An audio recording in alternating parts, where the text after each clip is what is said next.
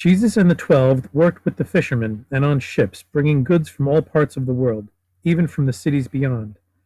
And during this time he did not draw attention to himself. Then one day, while in the part of Tyre called the Place of Purple, he came upon two men in argument among several others. He said to them, "No disagreement can be settled justly by blows, while loud words confuse the issue. If your brother does wrong, reprove him quietly, but let it be between you two alone. If the matter cannot be settled between you, then seek two men acceptable to both, and let them decide the issue." By the time Jesus had dealt with the matter, a crowd had gathered, and someone in it called out, "Sire, come with me to my brother, and tell him that the estate left by our father should be shared with me." Jesus called him forward and said, "I am a teacher. No man has given me authority to decide such matters. When things are done properly, there is less likelihood of repercussions." Then Jesus turned to the gathering and said, "Take care always to guard against all kinds of greed and acquisitiveness, for no man's happiness can be assured by his possessions. In fact, much wealth is the father of sleepless nights." There was a certain rich man whose fields were fertile, yielding heavy crops. Seeing the bounty of the land, he decided there was insufficient space to store it, and had his barns and storehouses pulled down so bigger ones could be erected. Into these he stacked everything until the new buildings were packed full. When this was completed, he relaxed, saying to himself, "Now I have ample laid up for all my future needs, and can eat, drink, and enjoy my good fortune." But that night he was called to his accounting in another life, and no part of his worldly goods could be taken. Now who benefited by all he had accumulated? This is how it is with those who accumulate worldly wealth, but remained spiritually paupers. Jesus then turned to two of the 12 who stood beside him and said, "This is why I tell you not to unduly concern yourselves with food and clothing. There's so much more to life than eating, and the body requires more than clothes. Look at the wild birds which live happily from day to day, and learn from them. Have no doubts, my friend, for you are certainly heirs to glory, with an unassailable treasure house in heaven. Be prepared for whatever comes, your clothes fitting the occasion and your lamp lit, like servants awaiting the master's return from visiting, ready to open the door immediately. The master is gratified on finding his servants anticipating his arrival, and does not fail to reward them. Thieves keep clear of houses where the owners have made provision for their coming, but go in search of those unguarded, or where the occupants sleep. Therefore hold yourself in readiness, for you never know from day to day what will eventuate." Peter said, "Sire, is this meant for us, or does it apply to everyone?" Jesus answered, "Who does the master choose to fill a position of trust?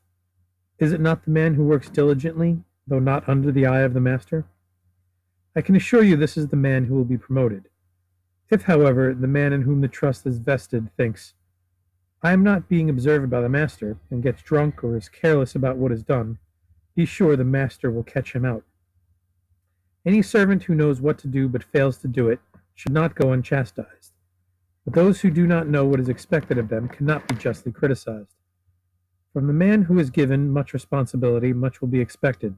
For the greater the trust placed in a man, the greater should be the return."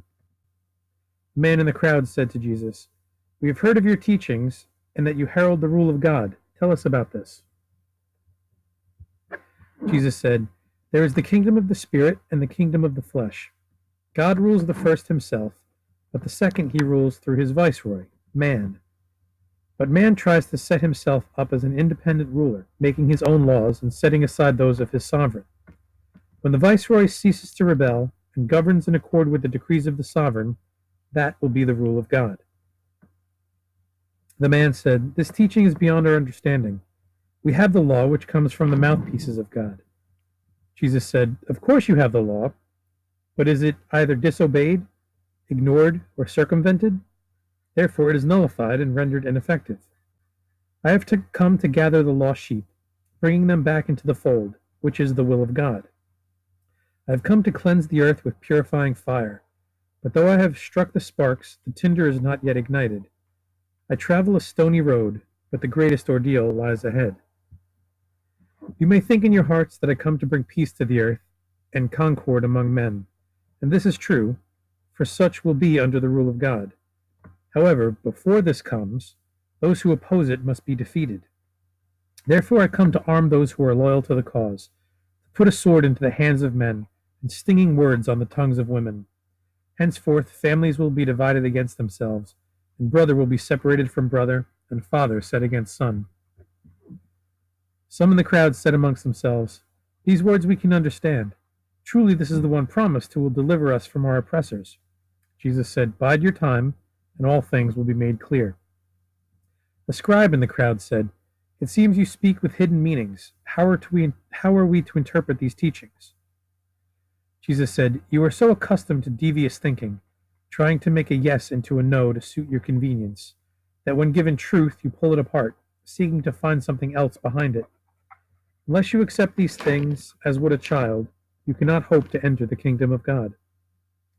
When you see clouds coming in from the west, you say, 'Soon there will be rain,' and this forecast proves correct. When the south wind blows, you say, 'It will be extremely hot,' and again your prediction is right.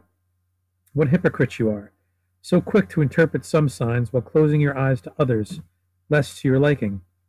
You can interpret the omens in earth and sky, but close your eyes to those indicating present trends." Someone in the crowd said, "We have the failings of men. Should we be condemned for these?" Jesus replied, "As sons of God, you inherit his substance and are heirs to glory. Think less of earthly weakness and more of godly strength." Another in the crowd asked Jesus about unjustified suffering, and might not his cause bring this upon the heads of his followers? Someone else said, "What about the Galileans who died in resisting the efforts of Pilate to appropriate the temple offerings, so he could bring water to the city of Jerusalem?" Jesus said, "The Galileans and the governor did right in their own eyes, the former seeking to serve God, and the latter men. But these things are not matters to be placed at issue, for whoever serves one serves the other, and there is no clash of interests. Can you believe that the Galileans who suffered as these did were worse than others in Galilee? This is not so. They suffered for no wrongdoing, but through misguidance. Calamity strikes capriciously. Do you think those who died when the tower fell on them at Siloam deserve death more than the others? Life is full of uncertainties, so men must be made aware of the need for repentance, knowing the day of assessment may be near or far. Be sure of one thing, there will be no discrimination among you on the assessment day. All will get their fitting reward. Then one in the crowd shouted, "Tell us about the kingdom of heaven, for surely if we are going to there, it is well to know what it is like." Jesus said, "If you were going to a distant city, which would be most beneficial, a description of it or details concerning the route? Then, too, is it not important to prepare for your reception? For if a man residing in a palace describes the place, this serves no purpose to one who will have to beg for scraps and sleep in the gutters. The road to heaven may be likened to 10 young women who, taking lamps, went out to meet a bridegroom, 5 being irresponsible and 5 reliable by nature. The irresponsible ones left everything to the last minute and snatched up their lamps, forgetting the oil containers were not filled. Because the bridegroom was delayed, all the young women lay down to sleep. But at midnight there was a shout to say the bridegroom was coming and to go out and meet him. The young women all arose and trimmed their lamps, but the irresponsible ones, finding theirs going out, said to the others, 'Let us have some of your oil, for we forgot to fill the containers.' The others replied, 'We cannot do this, for we do not have enough oil for all, and if we share with you, there will be insufficient to light the way. It is better to provide light all the way with 5 lamps, than we will provide light for just a short distance.' The irresponsible one hastened for the oil vendor, but he would not serve them. And while they were away, the bridegroom arrived. And those who were ready lighted his way and joined the guests at the wedding, the doors then being closed. Later, when the irresponsible ones returned and stood outside, shouting to be let in, the doorkeeper said, 'Who are you? What purpose do you serve? Go away.' Therefore I say to you, be always alert, your spiritual lamps trimmed and filled with the oil which gives eternal light. For you never know the hour when you will be called." They who stood about Jesus asked, "Who is chosen to enter heaven, and how is the selection made?" Jesus explained in this manner. The king decided to collect all debts due, and ordered those who owed money to come before him. One of these was so heavily indebted that he was in no position to repay, so the king ordered that he be sold into slavery to satisfy the debt. The debtor begged the king to be patient, saying that given time every last farthing would be paid. The king, taking pity on him, released the debtor from his obligations. A few days afterward, the king's debtor met a poor man who owed him just a small amount, and the king's debtor took hold of him and said, "Repay the money due to me at once, for I have no patience with defaulters." The poor man begged him to be patient, saying that given time he would repay in full. But the other would not have it, and had the poor man committed to prison. The poor man's friends reported the matter to the king, who had his debtor brought before him, and he said, "You villain! Because you pleaded with me to have pity, I released you from the whole of your debt. Had I not done so, you would have thought me harsh. Yet what consideration have you shown?" Then the king condemned the man to serve punishment until the whole of the debt was paid. In this manner men are chosen for heaven. And therefore I say very earnestly, deal with others as you would be dealt with, not holding one law in your heart for yourselves, and letting another issue from your lips for others.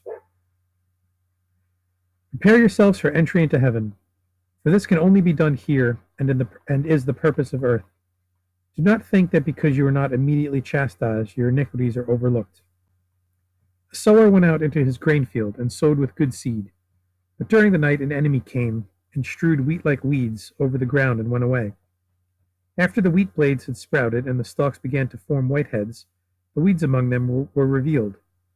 Then the field laborer went to the landholder and said, "The field was sown with good seed, and yet it is now full of weeds. Shall we go and pull them up?" The landholder answered, "Someone who wishes to harm me has done this. But in pulling up the weeds, you may do more damage.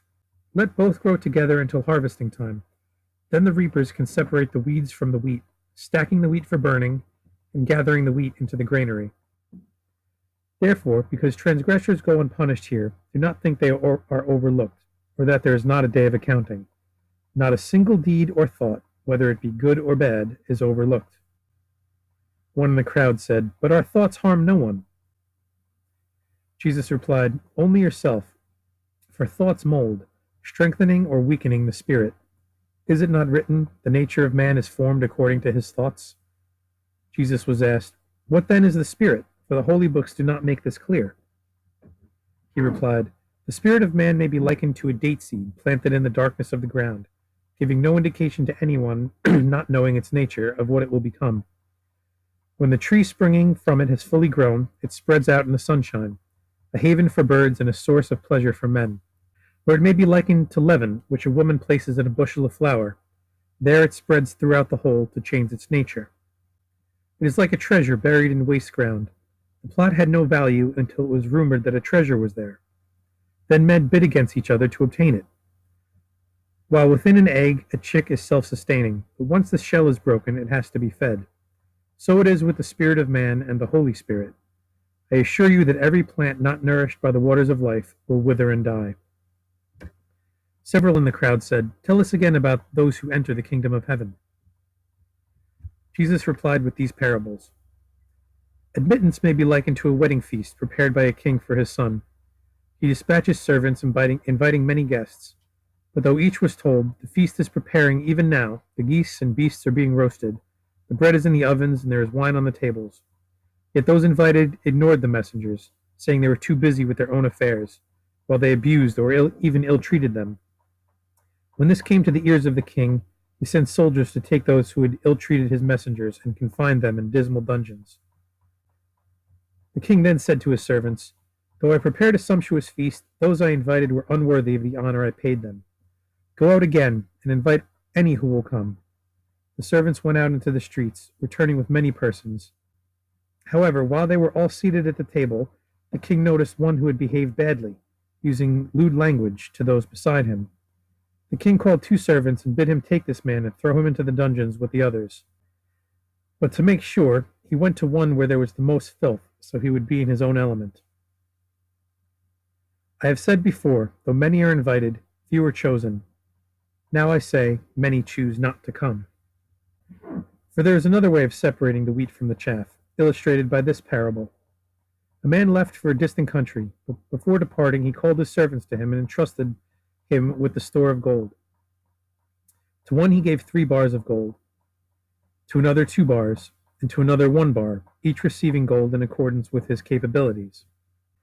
The servant who received 3 bars of gold went and exchanged these for silver, spending this in pleasure and high living, thinking that with all this silver he could have a really good time. The servant who received 2 bars was a cautious man, and he buried his gold in a safe place, for he thought it best not to take chances with it.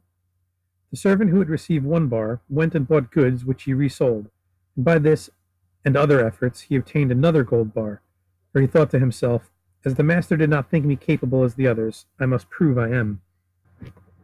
When the master returned, he called his servants for an accounting. And the one who had received 3 bars of gold said, Good master, with so much wealth I could not resist temptation, and spent it enjoying myself, never thinking about the day of accounting. The master said, You are an untrustworthy scoundrel, and he placed them in bondage until the whole of the value was repaid. The man who had received 2 bars of gold said, Master, I knew you were a hard man, and was afraid to take any risks, so I safeguarded the gold. Here it is. The master said, You have been neither good nor bad, but took your ease while I was away. Go about your job, but expect no promotion. The man who received 1 bar of gold said, Having only 1 bar, I increased it to 2, for I knew you would need gold on your return, and have been a good master. To this one the man said, Well done, you have proved worthy of my trust. I will now place you in charge of my treasury. One of the people gathered about Jesus said, How should I treat my servants? For I have one who is troublesome, though perhaps it is his youth. Jesus then told this parable. A man had a garden plot set aside for vines, but a self-planted fig tree grew among them. In the fruiting season, a man came to this plot accompanied by his gardener, who said, This fig tree is interfering with the vines. If it fruited, it might not matter, but as it does not, would it be best to cut it down? For it is only taking goodness from the soil which could be used more profitably by the vines. The man said, Leave it for another season, but give it a little attention. Then if it fails to fruit next season, cut it down. I like figs, but a new cutting might take a long time to mature. And this tree, having chosen its own situation, may yet prove more profitable in this plot than the vines. Jesus said, If a fig tree grow among vines, it can be left, for both produce good fruit. But if it grow among thorns, then these are cut down and the fig tree left on its own. If a man hires 3 laborers for his vineyard, and there is work only for 2, he dismisses the one least worthy of his hire. Yet everyone who labors must be paid his due. For if one pour less than the full measure into the task, he cheats no less than the one who deceives at the weighing. Some self-righteous people who pick pieces out of the law to suit their own convenience, as a child picks segments from a pomegranate, and lived by these, ridiculed Jesus. But he said to them, You who try to impress others with your righteousness are hypocrites. But what goes on in your minds is not overlooked. Admiration and popularity may benefit you in this world, but count for nothing in the world to come, unless worthily earned. I come to herald the rule of God, when such as you will be swept aside by those who serve his cause. Someone in the crowd shouted, Who will you take to serve it? Jesus replied, When the trumpets sound the rallying call, and 2 men are reaping in a field, one will be taken and the other ignored. 2 scribes will be writing in a room, one will be taken and the other ignored. 2 women will be grinding corn, one will be taken and the other ignored. Someone said, Where will they be taken? Jesus answered, Vultures gather where the carcasses lie, and bees where the flowers grow. Flies are drawn to stinking meat. Brave men converge on the battlefield, while cowards seek their hideouts. The day of decision will come like a roll of thunder, and on that day those serving the cause of God will be separated from those who serve the powers of darkness. There were many other parables which Jesus used in this place to bring understanding to the people. He taught simply so all could grasp what he said, but afterwards, when alone with the 12, he explained things differently, revealing a deeper meaning.